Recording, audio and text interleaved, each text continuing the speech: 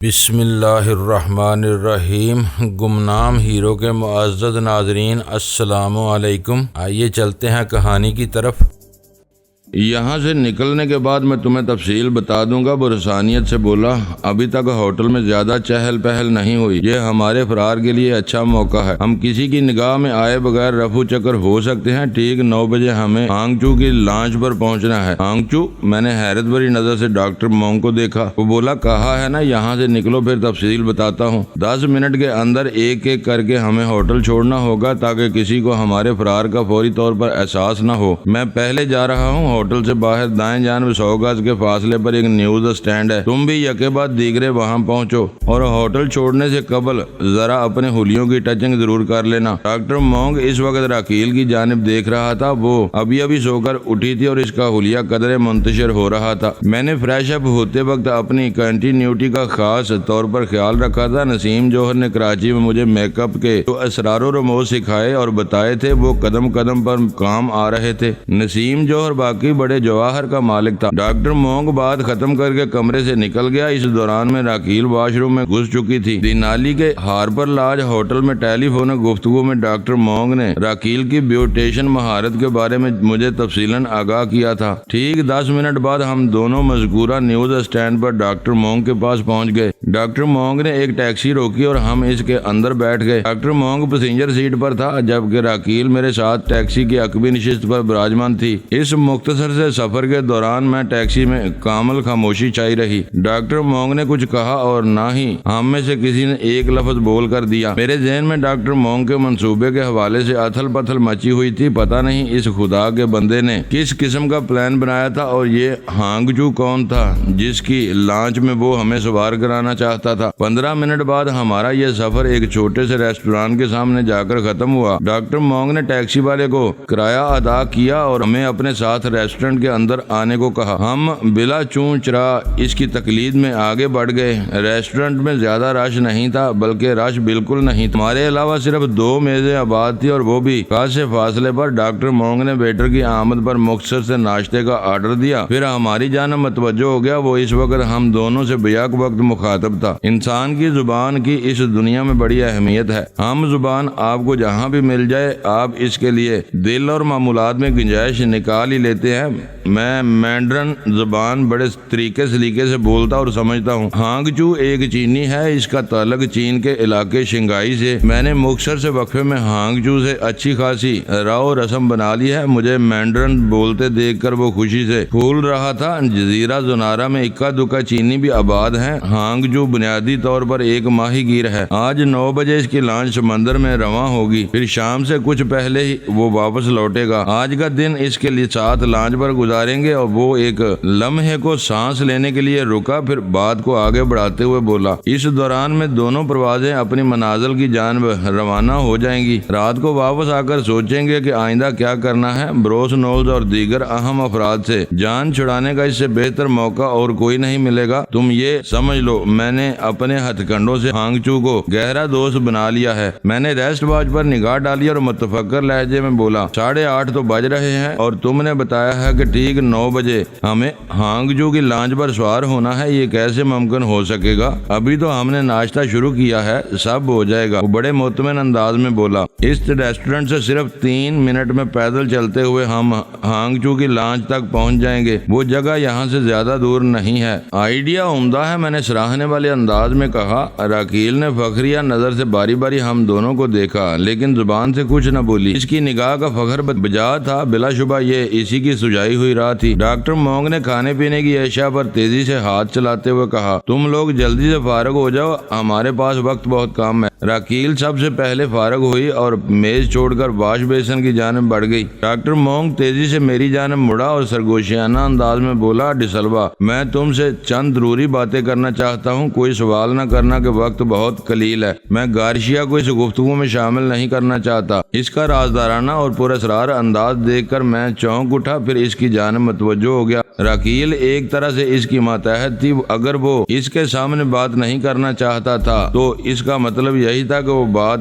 Top secret ہوگی۔ ہوگی۔ Doctor مونگ نے نپے تلے الفاظ میں بتایا، میں نے ہانگ چو کو شیشے میں اتارنے کے علاوہ بھی ایک اہم کام کیا ہے۔ سیٹل میں اپنے بڑوں سے رابطہ کرنا ضروری تھا۔ میں نے انہیں تازہ ترین صورتحال سے آگاہ کیا۔ طیارے کا اغوا ان کے علم میں آ چکا ہے۔ وہ لوگ بھی اس بات کے حق میں نہیں ہیں کہ گورنمنٹ سے متعلق افراد ہمارے ساتھ نتھی ہو کر سیٹل پہنچے۔ بروس نولز وغیرہ سے سیٹل میں جان چھڑانا ممکن نہیں ہوگا، لہٰذا ہمیں پہلی فرصت میں الاسکا کی ہائی اتھارٹی سے الگ ہو جانا چاہیے، اور اس کے لیے بھی مجھے ایک منصوبہ بھی دے دیا گیا ہے۔ وہ ایک لمحے کو خاموش ہوا تو میں نے سوالیہ نظروں سے اسے دیکھا۔ اس کے بڑوں کے کسی منصوبے کا سن کر میں الجھ گیا تھا۔ وہ اپنی بات مکمل کرتے ہوئے بولا، میرے بڑوں کا حکم ہے کہ ہم اس قافلے سے سلپ ہو جائیں اور حالات و واقعات میں سے ایک مناسب موقع نکال کر جاپان پہنچنے کی کوشش کریں۔ جاپان؟ میں تقریباً اچھل کر رہ گیا، تاہم آواز پر کنٹرول رکھا۔ وہ اس بات میں گردن ہلاتے ہوئے بولا، اس وقت ہم 125 ڈگری ویسٹ یعنی طول البلد پر ہیں۔ 180 ڈگری پر انٹرنیشنل ڈیٹ لائن واقع ہے۔ اگر ہم مذکورہ لائن کو قبول کر لیں تو جاپان کے دارالحکومت ٹوکیو تک پہنچنے کی کوشش کر سکتے ہیں۔ میرے اندازے کے مطابق انٹرنیشنل ڈیٹ لائن زونارا آئی لینڈ اور ٹوکیو کے وسط میں واقع ہے۔ میں نے ہانگجو کو ایسا سیٹ کر دیا ہے کہ وہ ہمارے ٹوکیو تک جانے کا کوئی بھی معقول یا نامعقول یعنی قانونی یا غیر قانونی بندوبست کر دے گا۔ پھر ٹوکیو سے تائپی اور تائپی سے نیپال تک پہنچنا ہمارے لیے چندہ مشکل نہیں ہوگا۔ مجھے سیٹل کی طرف جانے سے منع کر دیا گیا ہے اور ٹوکیو میں ایک ایسے بندے سے ملنے کو کہا گیا ہے جو ہمارے لیے آگے کے سفر کے انتظامات کرے گا۔ ڈاکٹر مونگ کی باتیں انکشاف انگیز تھیں۔ ہمارے پروگرام یہ اچانک تبدیلی خاصی سنسنی خیز اور مہماتی تھی، لیکن میرا ذہن اس وقت ساحل کے بارے میں سوچ رہا تھا۔ میں نے ابھی تک ڈاکٹر مونگ کو صبح والے تجربے کے بارے میں کچھ نہیں بتایا تھا۔ میں اسی ادھیڑ بن میں تھا کہ شاید ڈاکٹر مونگ نے میری سوچ پڑھ لی۔ بڑے ڈرامائی انداز میں بولا، دن ساحل کے حوالے سے ہمارے لیے ایک خوشخبری ہے۔ کیا؟ میں نے اضطراری لہجے میں استفسار کیا۔ اس سے پہلے کہ ڈاکٹر مونگ میرے سوال کا جواب دیتا، راکیل واپس آتی ہوئی دکھائی دی۔ ڈاکٹر مونگ مخصوص انداز میں کھنکارتے ہوئے سیدھا ہو گیا۔ ہماری بات ادھوری رہ گئی۔ ادھورا علم ہو یا کوئی بیان بڑا تہلکہ ڈالتا ہے۔ ڈاکٹر مونگ نے میرے نازک پہلو کو چھو کر میرے اندر کھلبلی مچا دی تھی۔ پتہ نہیں وہ ساحل کے حوالے سے مجھے کون سی خوشخبری سنانے والا تھا۔ وہ واضح طور پر بتا چکا تھا کہ اس موضوع کو راکیل کے سامنے ڈسکس نہیں کرے گا، لہذا مجھے اس وقت کا انتظار کرنا تھا جب تنہائی میں اس سے بات کرنے کا موقع ملے۔ انتظار کے یہ لمحات میرے لیے قیامت خیز اور وحشت انگیز تھے۔ ناشتہ ختم ہو چکا تھا۔ ڈاکٹر مونگ نے بل ادا کیا اور ہم ریسٹورنٹ سے نکل آئے۔ پھر واقعی ٹھیک 9 بجے ہم ہانگجو کی لانچ پر سوار ہو رہے تھے۔ ہانگجو کی لانچ بڑی شاندار اور جدید سہولیات سے آراستہ تھی۔ ریڈیو اور اسپیڈو میٹر کے علاوہ اس میں فضائی دباؤ، درست سمت میں درجہ حرارت اور آبی تغیر و تبدل کے بارے میں بتانے کے لیے حساس آلات نصب تھے۔ ہانگجو اس لانچ کو چونکہ فشنگ کے لیے استعمال کر رہا تھا، اس لیے اس کے اندر کولڈ سٹوریج بھی موجود تھا جہاں پکڑی جانے والی مچھلیوں کو محفوظ کیا جاتا تھا۔ ہانگجو کی عمر لگ بھگ 50 سال رہی ہوگی۔ اس کی وضاحت اور حلیہ عام چینیوں جیسا تھا۔ سر پر اس نے مخصوص چینی ٹوپی لگا رکھی تھی۔ ہانگجو کے علاوہ اس لانچ میں 2 اور افراد بھی موجود تھے، 15 سالہ ینگ لی اور 35 سالہ چی فان۔ یہ دونوں فشنگ وغیرہ میں ہانگجو کی مدد کرتے تھے۔ ینگ لی اور چی فان کی حیثیت ہانگجو کے ملازمین کی سی تھی۔ اس لانچ میں دیگر ضروریات کے ساتھ ساتھ 8-10 افراد کے کھانے پینے کا بندوبست تھا۔ ہانگجو نے اپنے ملازمین میں سے ہمارا تعارف مہمانوں کے طور پر کرایا تھا جنہیں وہ سیر و تفریح کی غرض سے کھلے سمندر میں لے آیا تھا۔ ہانگجو کے انداز نے مجھے بتا دیا کہ ڈاکٹر مونگ کی متاثر کن شخصیت نے یہاں بھی بہت کام دکھایا تھا۔ ہم کھلے سمندر میں ایک مخصوص رفتار سے آگے بڑھتے گئے۔ تھوڑی دیر بعد دونارا آئی لینڈ کے آثار معدوم ہو گئے۔ اب ہمارے چاروں طرف تحد نگاہ پانی ہی پانی تھا۔ ہانگجو کے مطابق ابھی ہم سمندر کے اس حصے میں نہیں پہنچے تھے جو مچھلی پکڑنے کے لیے موزوں ترین تھا۔ اچانک راکیل کو انجن روم اور لانچ کے مختلف حصے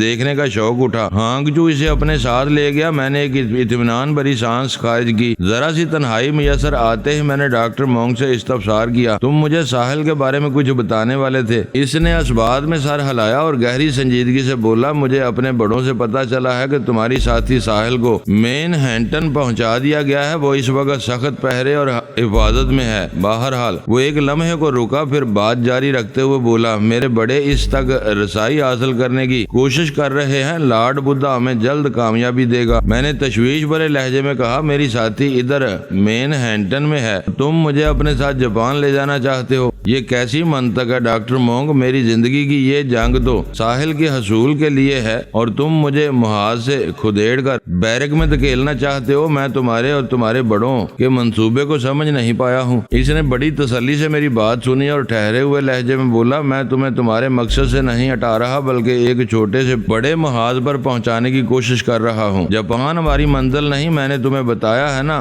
ہم ٹوکیو سے تائپی اور تائپی سے نیپال پہنچیں گے۔ یہاں بدھ نیل کنٹھ کی عبادت گاہ میں یہودیوں سے ہمارا اصل مارکا ہوگا۔ اور ساحل، میں نے الجھن بھری نظر سے اسے دیکھا۔ وہ تامل کرتے ہوئے بولا، ساحل کو بہت جلد یہودیوں کے چنگل سے نکال لیا جائے گا، تم بے فکر رہو، وہ سیٹل میں محفوظ رہے گی۔ ڈاکٹر مونگ کی وضاحت سن کر میں تلملا اٹھا۔ وہ واضح طور پر مجھے ساحل سے الگ کرنے کی پلاننگ کر رہا تھا۔ اس کا انداز بہت مبہم اور قابل غور تھا۔ ان لمحات میں وہ مجھے ایک سازشی سالہ نظر آیا۔ اس نے اپنے دل میں فیصلہ کر لیا کہ اسے اپنی صبح والے تجربے کے بارے میں کچھ نہیں بتاؤں گا۔ میں بڑی اچھی طرح یہ جان چکا تھا کہ میری ساحل اس وقت ربی موشے آئمن کے قبضے میں تھی۔ اب ڈاکٹر مونگ نے یہ بھی بتا دیا کہ وہ نیو یارک کے علاقے مین ہینٹن میں تھی۔ اگر میں کسی طرح نیو یارک پہنچ جاتا تو پھر ساحل تک رسائی حاصل کرنا میرے لیے کچھ مشکل نہ رہتا۔ میں نے اپنے تازہ ترین خیالات کو ڈاکٹر مونگ پر ظاہر نہیں کیا اور اسے گھستے ہوئے پوچھا، تم جتنی شد و مت سے مجھے نیپال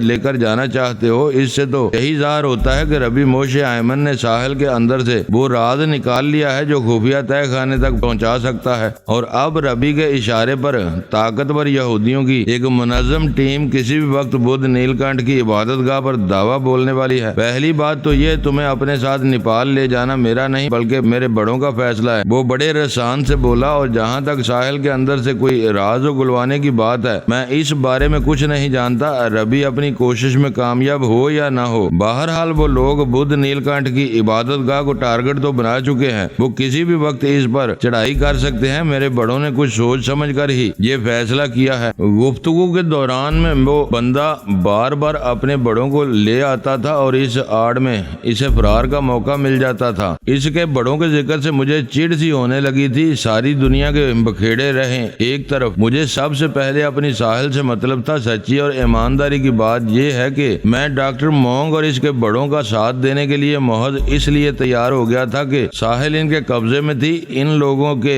ایک آدمی نے ساحل کو ماؤنٹ مکینلے سے نکال کر بحفاظت فیئر بینکس پہنچا دیا تھا، لیکن جب سے دوبارہ ربی کے آدمیوں نے اسے اڑا لیا تھا، میں ایک عجیب سے مخمسے میں تھا۔ ڈاکٹر مونگ کا ساتھ دینے کے سوا مجھے کوئی چارہ دکھائی نہیں دیتا تھا، لیکن اب صورتحال خاصی بدل گئی تھی۔ میں ساحل کا سراغ پانے میں کامیاب ہو گیا تھا، لہذا میری ہر مجبوری اور بے بسی کٹ کر رہ گئی تھی۔ میں نے اپنی معلومات میں اضافہ کرنے کے لیے ڈاکٹر مونگ سے پوچھا، کیا تمہارے بڑوں نے یہ معلوم کر لیا کہ ساحل مین ہینٹن میں کس شخص کے قبضے میں ہے؟ نہیں، یہ بات ابھی تک معلوم نہیں ہو سکی، اس نے جواب دیا، مگر بہت جلد میرے بڑے اس کا کھوج لگا لیں گے۔ میں نے واضح طور پر محسوس کیا وہ مجھ سے کچھ چھپانے کی کوشش کر رہا تھا۔ میں نے کرید جاری رکھی، ڈاکٹر مونگ، اگر تم برا نہ مانو تو میں یہ جاننا چاہتا ہوں کہ تمہارے بڑوں کو یہ کیسے معلوم ہوا کہ میری ساحل کو ریاست الاسکا کے شہر فیئر بینک سے اغوا کر کے نیو یارک کے پوش علاقے مین ہینٹن میں پہنچا دیا گیا ہے؟ اس نے ذرا توقف کے بعد اضافہ کرتے ہوئے کہا، اور وہ لوگ یہ جاننے میں ابھی تک ناکام کیوں ہیں کہ ساحل کی درست لوکیشن کیا ہے اور وہ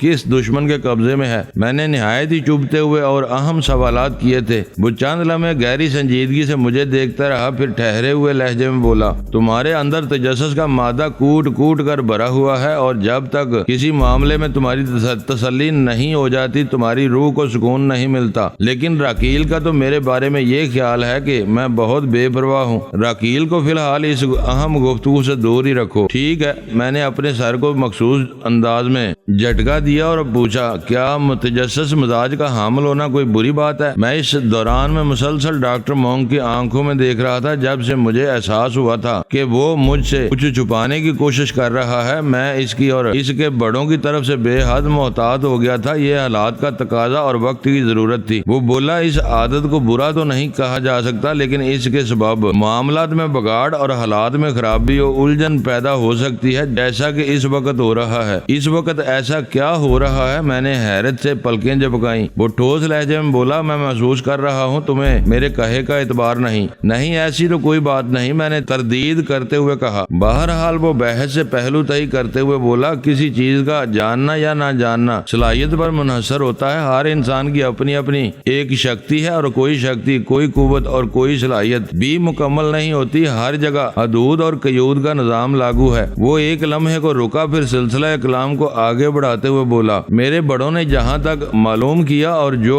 فی الحال معلوم نہیں کر سکے، اس کے درمیان ایک بفر زون ہے، اور یہ ضروری نہیں کہ وہ کبھی بھی اس سے آگے معلوم نہیں کر سکیں گے۔ کوشش جاری ہے، رکاوٹ ہٹا دی جائے گی۔ اگر یہ ممکن نہ ہو سکا تو کوشش کا دوسرا تیسرا زاویہ آزمایا جائے گا۔ پر اسرار علوم میں ان داؤ پیچ اور اونچ نیچ کا سامنا لازمی ہے۔ میٹا فزکس کا شعبہ بڑا عجیب و غریب ہے۔ Meta physics? میں نے چونک کر اس کی طرف دیکھا۔ ہاں، میٹا فزکس، وہ ایک طویل سانس خارج کرتے ہوئے بولا، جس عمل کو سادہ الفاظ میں دھیان گیان کہا جاتا ہے، سائنسی تحقیق سے میڈیٹیشن اور میٹا فزکس کے خانے میں فٹ کرتی ہے۔ اس کے بعد ڈاکٹر مونگ نے مجھے میٹا فزکس پر ایک مختصر سا لیکچر دیا۔ اس کے ساتھ ہی اس نے میری چی کی صلاحیت کی مثال بھی دی، جو رفتہ رفتہ اپنے سامنے حائل حدود اور رکاوٹوں کو توڑتے ہوئے اپنا دائرہ کار وسیع کرتی چلی جا رہی تھی۔ اس کی باتیں پرمعنی اور بر حقیقت تھیں، لیکن میں یہ محسوس کیے بنا نہیں رہ سکا کہ وہ محض میری توجہ ہٹانے کے لیے ایسی عالمانہ موشگافیاں کر رہا تھا۔ فوری طور پر میری سمجھ میں یہی آیا کہ اس کے بڑے ساحل کا سراغ پا چکے ہیں، اور وہ نہیں چاہتے کہ میں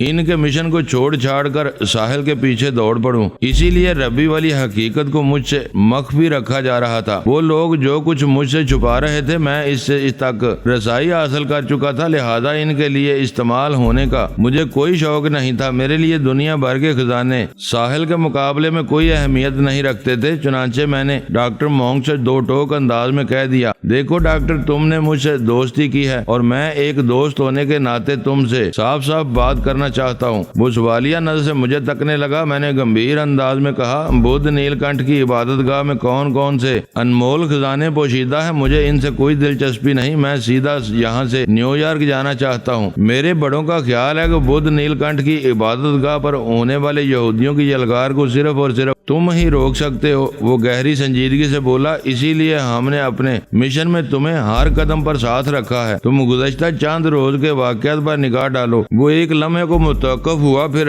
سمجھانے والے انداز میں بولا، اگر ہم چاہتے تو ربی موش ہائمن کی ماؤنٹ مکینلے والی پناہ گاہ سے صرف ساحل کو نکال لاتے، اور یہ ہمارے لیے قدرے آسان ہوتا۔ اس کے بعد بھی ہم نے تمہیں پوری اہمیت دی ہے، جس کے نتیجے میں تم میرے ساتھ اب نیپال جانے والے ہو۔ میں نیپال نہیں، نیو یارک جانے والا ہوں۔ میرے لہجے میں قطعیت تھی۔ وہ جلدی سے بولا، بدھ نیل کنٹھ والی عبادت گاہ سے متعلق مشن میں تمہاری جو اہمیت ہے وہ میں تم پر واضح کر چکا ہوں، اور اس کی بات مکمل ہونے سے پہلے ہی میں مستفر ہوا۔ ڈاکٹر مونگ، تم بدھا کے پیروکار ہو نا؟ اس نے متذبذب نظر سے مجھے دیکھا اور اسبات میں گردن ہلاتے ہوئے بولا، ہاں۔ میں نے اس کی آنکھوں میں جھانکتے ہوئے پوچھا، کیا تم مجھے لارڈ بدھا سے بھی اونچی چیز سمجھتے ہو؟ قطعی نہیں۔ وہ اضطراری انداز میں پہلو بدل کر رہ گیا۔ پھر تم حوصلہ رکھو اور ہر فکر اندیشے کو ذہن سے جھٹک دو۔ میں نے ٹھوس لہجے میں کہا، ساحل کے باب تھونچی نے مجھے بتایا تھا کہ جب بھی اس خزانے تک پہنچنے کی کوشش کی گئی، انسان خون کی ندیاں سی بہہ نکلیں گی۔ اس خزانے کے طلبگار کتے بلی کی موت مارے گئے۔ آج تک کوئی شخص اس خزانے تک رسائی حاصل نہیں کر سکا، کیونکہ ہر دور کا دلائی لاما اس بیش قیمت خزانے کا نگران ہوتا ہے۔ میرے خیال میں دلائی لاما اور لارڈ بدھا ان معاملات کو بخوبی سنبھال لیں گے۔ میری شمولیت یا غیر حاضری سے کوئی فرق نہیں پڑے گا۔ وہ گہری سنجیدگی سے بولا، لارڈ بدھا اور محترم دلائی لاما تم جیسے حرفن مولا لوگوں ہی سے کام لیتے ہیں، اور یہ بات تم بھی اچھی طرح جانتے ہو۔ میں نے اٹل لہجے میں کہا، ڈاکٹر مونگ، میں صرف ایک ہی صورت میں تم لوگوں کا ساتھ دے سکتا ہوں کہ بدھ نیل کنٹھ والے مشن میں ساحل بھی میرے ساتھ ہو۔ ایک لمحے کے توقف سے میں نے اضافہ کرتے ہوئے کہا، تمہارے بڑوں کی اپروچ کے سامنے تو ایک بفر زون آن کھڑا ہوا ہے۔ اب میں ہی نیو یارک پہنچ کر کوشش کرتا ہوں۔ میں جانتا تھا میرے یہ سخت الفاظ ڈاکٹر مونگ کو بہت چبھے ہوں گے۔ ان لمحات میں خاصا تلخ ہو گیا تھا، لیکن اس نے اپنے چہرے کے تاثرات سے کسی قسم کی ناگواری ظاہر نہ ہونے دی۔ چند لمحات تک بڑی کھوجتی ہوئی نظر سے مجھے دیکھتا رہا، پھر ایک طویل سانس خارج کرتے ہوئے بولا، ٹھیک ہے، ہم زنارہ پہنچ کر اس موضوع پر بات کریں گے۔ میں نے اس موقع پر اسے اس کا وعدہ یاد دلانا ضروری سمجھا اور کہا، ڈاکٹر مونگ، تم نے مجھے بتایا تھا کہ تمہارے بڑوں نے تمہیں تاکید کر رکھی ہے، مجھ پر کوئی دباؤ نہ ڈالا جائے، میں جب اور جہاں جانا چاہوں میرے لیے راستہ کھلا چھوڑ دیا جائے۔ مجھے یہ وعدہ یاد ہے، وہ اس بات میں سر ہلاتے ہوئے بولا۔ میں نے کہا، اور میں تمہیں اپنے ارادے سے آگاہ کر چکا ہوں، مجھے ہر صورت میں نیو یارک پہنچنا ہے، تم اس سلسلے میں میری کیا مدد کر سکتے ہو؟ میں نے کہا نا، واپس زنارہ پہنچنے کے بعد اس معاملے پر بات کریں گے۔ میں نے قرید اور استفسار کا سلسلہ موقوف کر دیا۔ ڈاکٹر مونگ رفوشے زنارہ پہنچنے کے بعد یقیناً اپنے بڑوں سے رابطہ کر کے نئی ہدایت لینا چاہتا تھا۔ دوپہر کا کھانا ہم سب نے ایک ساتھ بیٹھ کر کھایا۔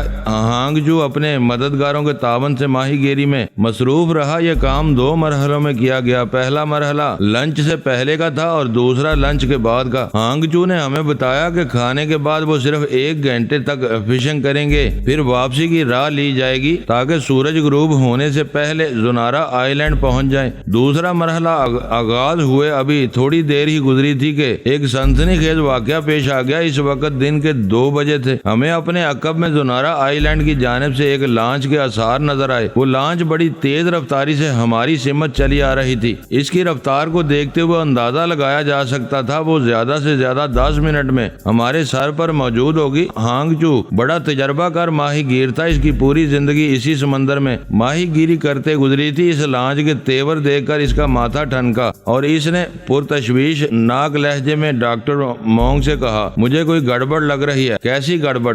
ڈاکٹر مونگ کے بجائے میں نے پوچھا۔ وہ بدستور اس لانچ پر نگاہ جما کر بولا، فی الحال میں واضح طور پر کچھ نہیں کہہ سکتا، لیکن یہ بات طے ہے وہ لوگ ہمارے تعاقب میں آ رہے ہیں۔ اب ہم تینوں بھی تشویش میں مبتلا ہو گئے۔ ان کا آگے بڑھنے کا انداز تو یہی بتا رہا تھا۔ وہ دوست ہرگز نہیں ہو سکتے۔ اگر وہ دشمن تھے تو کس کے؟ ہانگ چو کے یا ہمارے؟ یہ بڑے فکر انگیز سوالات تھے۔ اس دوران میں ہانگ چو نے ادھر ادھر گھوم پھر کر ایک ریوالور برآمد کر لیا اور بڑی اجلت میں بولا، میں اپنی حفاظت کے خیال سے اسے اپنے ساتھ رکھتا ہوں، میرا خیال ہے ہمیں اس کی ضرورت پڑ سکتی ہے۔ اس نے بڑے ماہرانہ انداز میں ریوالور کو جیب میں ٹھونسا اور ہماری جانب دیکھتے ہوئے فکر مندی سے بولا، تم تینوں تھوڑی دیر کے لیے خود کو رپوش کر لو، اگر خیریت گزری تو میں تمہیں باہر نکال لوں گا۔ پھر ہمارا جواب سنے بغیر اس نے ہمیں اپنے پیچھے آنے کا اشارہ کیا اور لانچ کے ایک ڈھکے ہوئے حصے کی جانب بڑھ گیا۔ اگر ہم اس حصے میں پناہ لے لیتے تو دوسری لانچ والے ہمیں دیکھ نہیں سکتے تھے۔ ہمیں محفوظ کرنے کے بعد ہانگ چو نے ناصحانہ انداز میں کہا، جب تک میں آواز دے کر نہ بلاؤں تم لوگ یہاں سے باہر نہیں آؤ گے۔ میں جا کر دیکھتا ہوں وہ کون لوگ ہیں اور کیا ارادے باندھ کر ادھر آئے ہیں۔ ہم نے اسباتی جنبشوں اسے یقین دلایا کہ اس کی ہدایت پر سختی سے عمل کریں گے۔ ہانگ چو نے اس موقع پر ڈاکٹر مونگ کو مخاطب کرتے ہوئے مینڈرن میں کلام کیا تھا۔ میں مینڈرن زبان سے بخوبی واقف تھا۔ میں نے سنگاپور میں ایک طویل عرصہ گزارا تھا جہاں کا ہر دوسرا باشندہ مینڈرن بولتا ہے۔ اب وہ لانچ ہماری لانچ کے انتہائی قریب پہنچ گئی تھی۔ اس قربت کا اندازہ ہمیں اس کے انجن کے شور اور سمندری موجوں کے تموج سے ہوا۔ وہ یقینی طور پر ہماری لانچ سے کافی بڑی تھی۔ ہمارے ماحول میں اس قدر شور موجود تھا کہ اگر ہم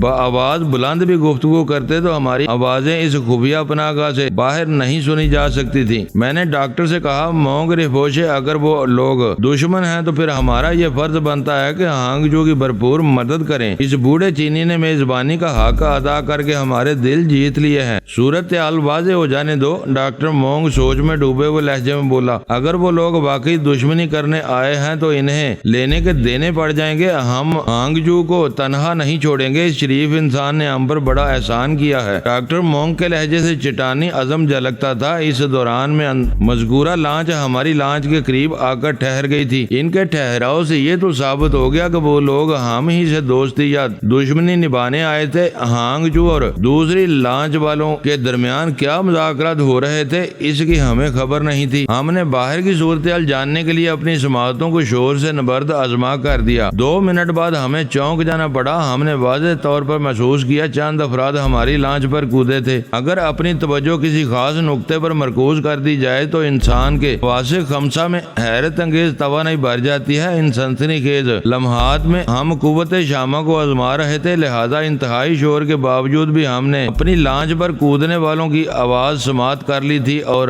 یہ بڑی تشویشناک بات تھی، پتہ نہیں انہیں کس شے کی تلاش تھی۔ جلد ہی مجھے اندازہ ہو گیا ہانگجو اور اس کے ساتھیوں پر بڑا کڑا وقت آن پڑا ہے۔ ڈاکٹر مونگ نے محسوس کر لیا کہ ہانگجو وغیرہ سے سخت استفسار کیا جا رہا ہے۔ اگلے ہی لمحے ایک دردناک چیخ ہوا کے دوش پر سفر کرتے ہوئے ہم تک پہنچی۔ میں نے اس آواز کو آنے واحد میں شناخت کر لیا، وہ میرے میزبان، قدردان اور مہربان ہانگجو کی اذیت میں ڈوبی ہوئی فریاد تھی۔ یقینی طور پر اسے زد و کوب کیا جا رہا تھا۔ میری نگاہ میں وہ منظر گھوم گیا جب کچھ عرصہ پہلے میں ساحل کے ساتھ خود نیل کنٹھ والی عبادت گاہ کے تہہ خانے میں رپوش تھا، اور میری تلاش میں سرگرداں ناگپال کے پالتو گنڈوں نے بھیر جانی اور تھونچی کو اپنے ظلم کا نشانہ بنایا تھا۔ ساحل کے والدین نے میرے دشمنوں کا جبر سہا، لیکن میرے خلاف زبان کھول کر نہیں دی۔ میرے دل سے ایک صدا اٹھی، یا پتہ نہیں یہ میری چھٹی اس کی پکار تھی۔ مجھے یوں محسوس ہوا جیسے اس لانچ پر میرے خون کے پیاسوں نے دعویٰ بولا ہو، اور مجھے پانے کے لیے وہ ہانگجو کو دردناک عذاب سے گزارنا چاہتے ہوں۔ یہ نہیں ہو سکتا، میں نے بڑبڑانے والے انداز میں کہا، اور ہر احتیاط کو بالائے طاق رکھ کر ایک جھٹکے سے اس پناہ گاہ کو خیرباد کہہ دیا۔ جلد ہی میں اس مقام پر پہنچ گیا جہاں ہانگجو اور